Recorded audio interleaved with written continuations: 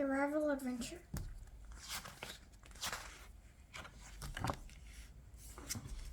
Wolf took a tent around to Chip's house.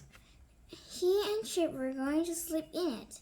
I've never slept in a tent before, said Chip. I wonder what it will be like.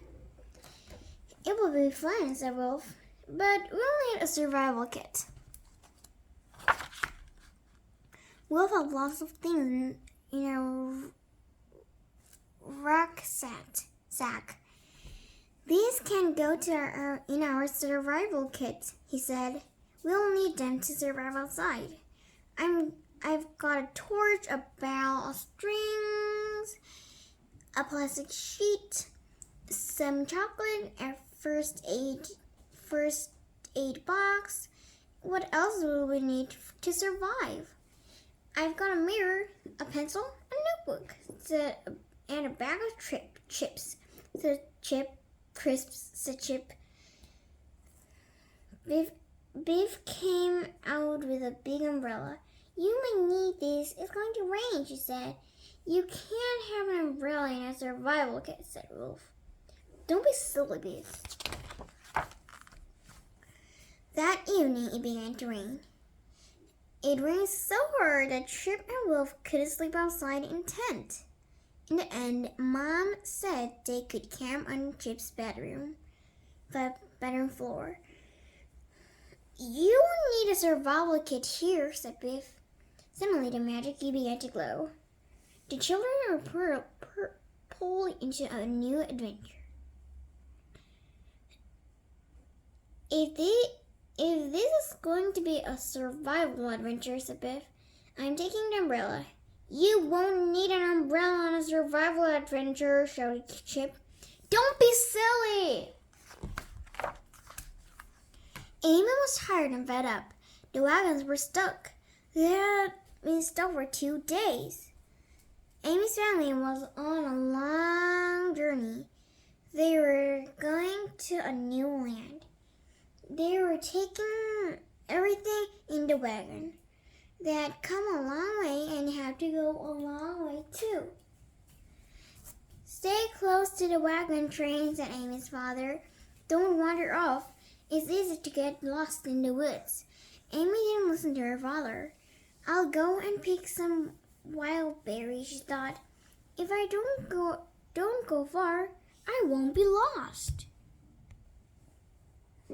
Amy found lots of blueberries in the wood, but she didn't stay close to the wagon train. She just went on and on. I must get back, she thought at last, but she couldn't find her way. All the trees looked the same.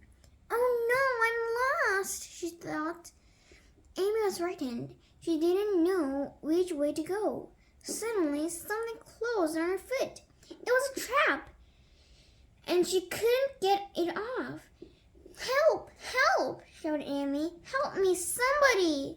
But Amy was a long way from the wagon train, and nobody could hear her. Little Fox was tired and fed up.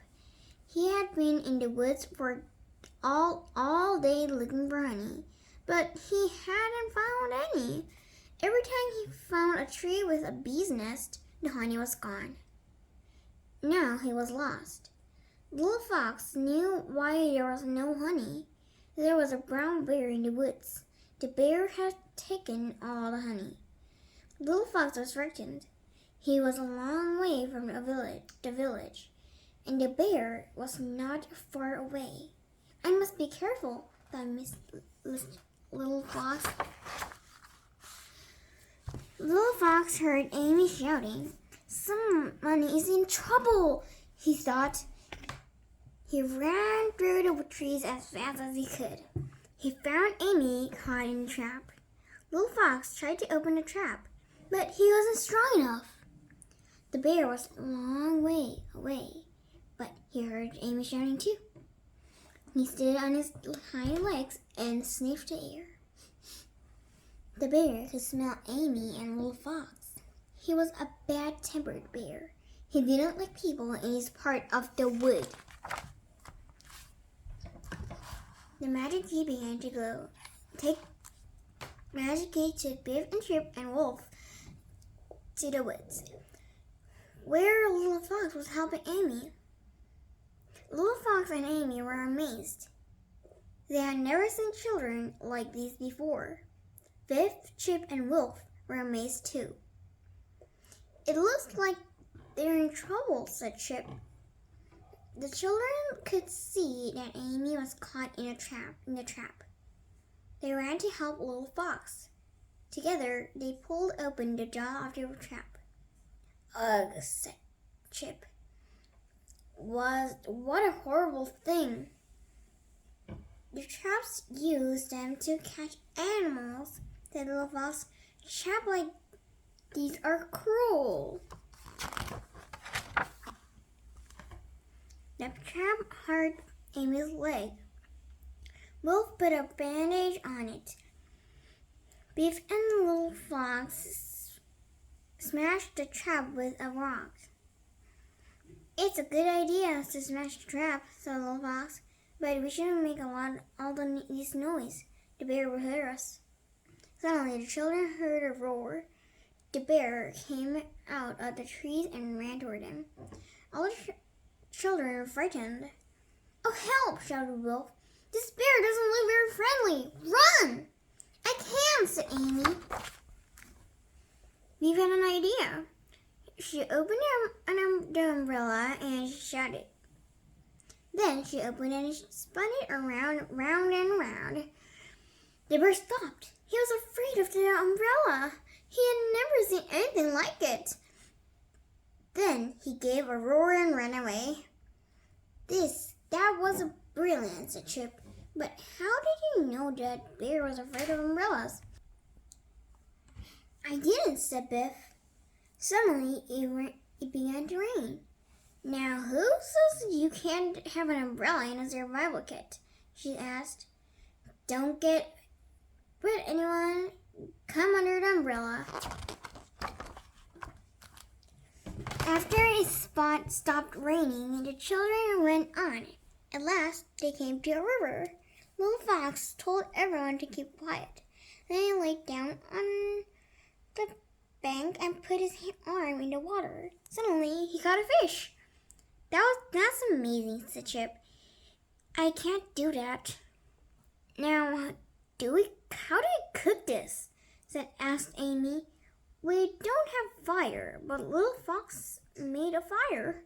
He made it with a bow and a string stick." "That's amazing too," said Chip. He's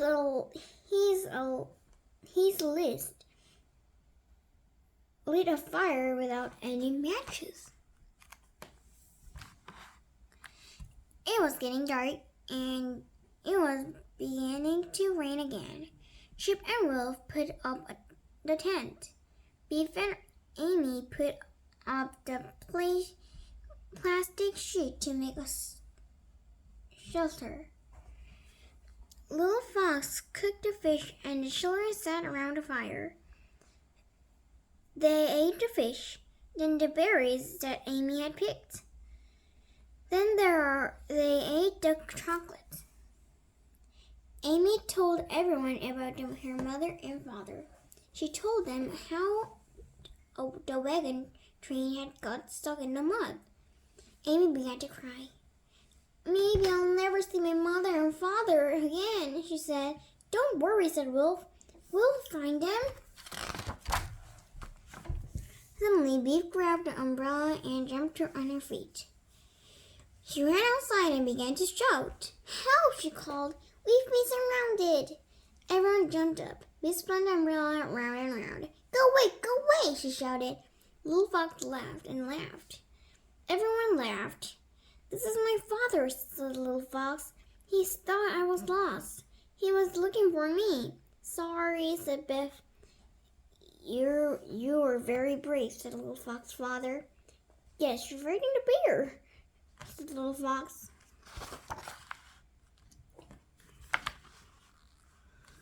The children told Little Fox's father about their adventures in the wood. They told him about the trap. He laughed when they told him how the bear was afraid of Biff's umbrella. "It's easy to get lost in the woods," said Little Fox's father. Amy told Little Fox's father about the wagon train. "My mother and father will be worried about me," she said. "They will think I've been killed by a bear." "Don't worry," said Little Fox's father. "We will soon find the wagon train." In the morning, Little Fox's father found the wagon train. Amy's mother and father were glad that Amy was safe. "We looked and looked for you in the woods," said her father. "When we couldn't find you, we thought you had been killed by a bear." "I almost was," said Amy. "The wagons were still stuck." "We've been stuck like this for 3 days," said Amy's father. Little Fox looked at his father. "Can we help?" he said. "Can't we all help pull them out?" Little Fox's father laughed. He spoke to his men. Soon they pulled the wagon out of the mud.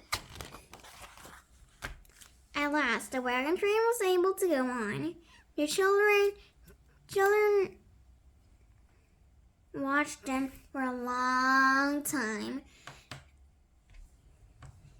"I wouldn't like to be on that wagon train," said Biff. "It will be a hard journey. There are no shops to buy food, and there isn't a doctor if they're all sick." The magic key began to glow. It was time for the adventure to end. Biff gave Little Fox the umbrella. "Now, you can use it to frighten away the bears." She laughed. Biff looked at Wolf and Chip. "Umbrellas are useful in a safety kit after all," she said. The children liked the survival adventure. Next day, they pulled the tent off.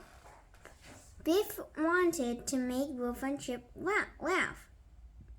"Look what's outside," she said. "And I haven't got my umbrella now." "Oh no," laughed Wolf. "What shall we do? We can't survive without Biff's umbrella." The end.